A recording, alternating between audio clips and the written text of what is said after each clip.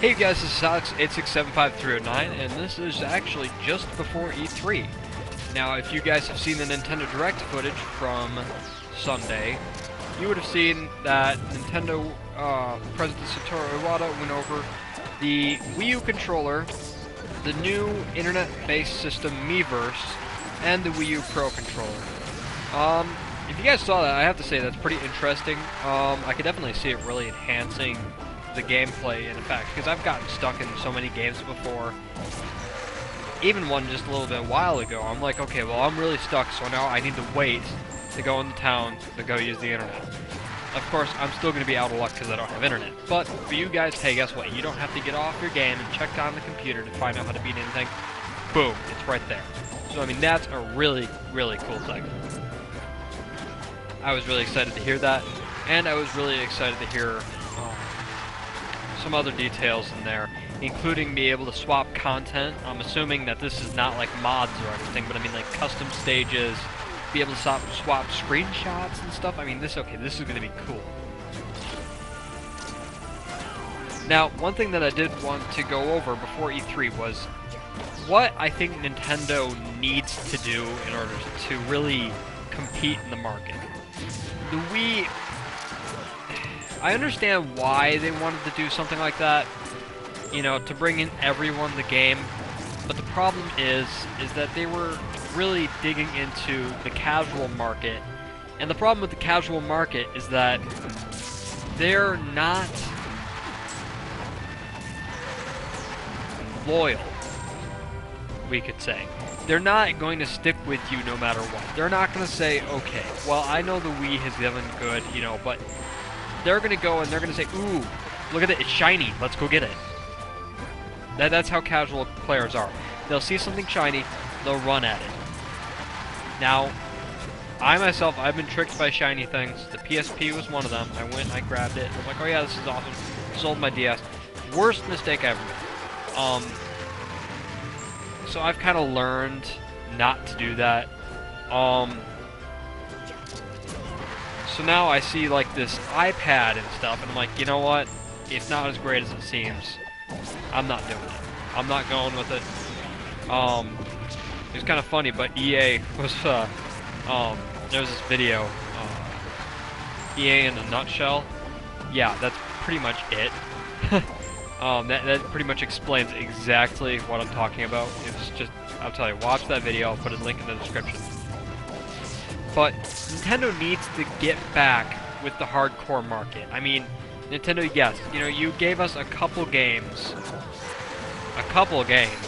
that was it, that were good for the hardcore market. The rest of them were, you know, between casual and, you know, and then most of them were leaning towards casual. So I'm like, okay, we need some games that are actually built for us. Some games that are hard, difficult, long, great in-depth stories, you know. We need those kind of games. So, I think, number one, Nintendo, please, make hardcore games. Number two, I've noticed something about a lot of Nintendo's games lately. The 3DS, Mario Kart 7, Super Mario Land 3D, Ocarina of Time. I've played these games. I got halfway through Ocarina of Time's Master Quest, and then I noticed, I'm like, why do I keep on playing these? Why? I'm not into it for the multiplayer. The games were okay for their first time. I mean, I had fun with Ocarina of Time. I had fun with Mario Kart 7. Now, the game's value just seemed to depreciate for me. Instantly. That's the problem with the Wii also. Metroid Other M.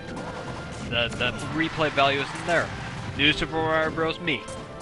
Unless I'm playing with friends, no replay value. The only games I could say that have replay value are Xenoblade, Skyward Sword, Metroid Prime Trilogy, and Brawl. And I'm actually looking at my games right now as I'm saying this. That's the thing. There's no replay value. I think Nintendo needs to either do one of two things. Do something, DLC, anything, just to extend the life of these games. Make them seem like they're lasting longer. Like for Brawl, you can add in more characters. Super Mario Land 3D, I know they talked about bringing in new downloadable worlds. Mario Kart 7, bringing new downloadable tracks, new cups. You know, maybe up the speed even a little bit more for offline cups. You know, maybe come out with a 300cc, I don't know. Do anything like that. Ocarina of Time, I can't see much done there. But, for my second one, and this is something that I think that Nintendo really should consider. Modding. Now Nintendo, I'm telling this right to you. Modding is a great way to extend a life's game. To extend the life of a game. Wow, that didn't come out right. A great example of this is Garry's Mod. Garry's Mod is an adaptation of the Half-Life 2 engine to add in user-made content. And there's a huge, huge community on just this user-made content. I'm a part of it myself. I don't do a lot of modding, but you know what? I play through these games, and you know what? I like it. I can make screenshots of my favorite characters blasting the faces off other characters. You know, you can do so much with this. So I take a look at Super Smash Bros. Brawl. Now, I recently modded my Wii, and I'm thinking, why didn't I do this before? Because of all the games that seem to feel longer now, because of the user-made content. Super Smash Bros. Brawl is a great example. I have so many new stages, I have new character skins, new character actual renders too, so I can add in the characters that I always wanted to be in there. I have stages that look like they've been professionally made. So it looks like they came right out of Nintendo. They make the game look so great, and it adds so much more reason to play it. And that's one thing that I think they could do. Now, there are a bunch of ways they could do this. They could do it with a huge contract saying, okay, well, you're not going to violate any of these, you know, things here. You can have people release a source kit or something, so you can go, like, release an SDK so people can design free apps for the Wii. You know what I mean, for the Wii U. So you can go and have it done that way. Like, the Wii has a bunch of programs like Wii MC, Wii Explorer, there's so many different games. They even have open source games that they ported over to the Wii. So, I think that if Nintendo taps into this into this community, they can bring people even closer together than their plan is right now.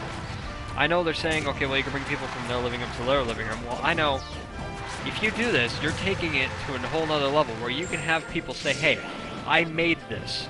Will you try it? I made this game. I made this add-on. Can you try it?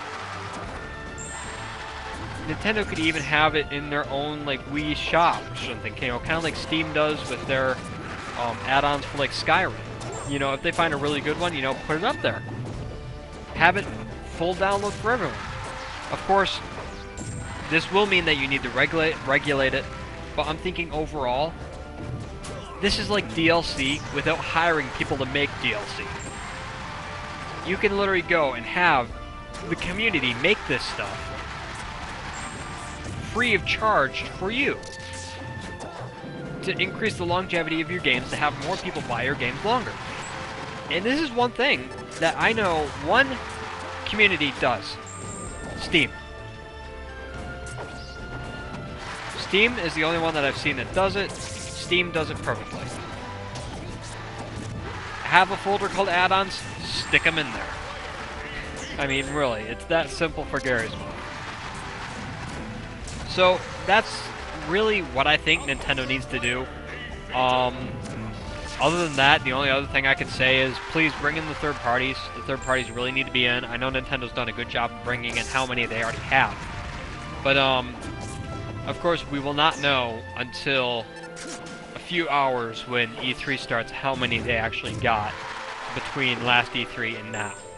So, I hope you guys enjoy E3. Don't forget, it starts at, I think it's 9 Pacific time.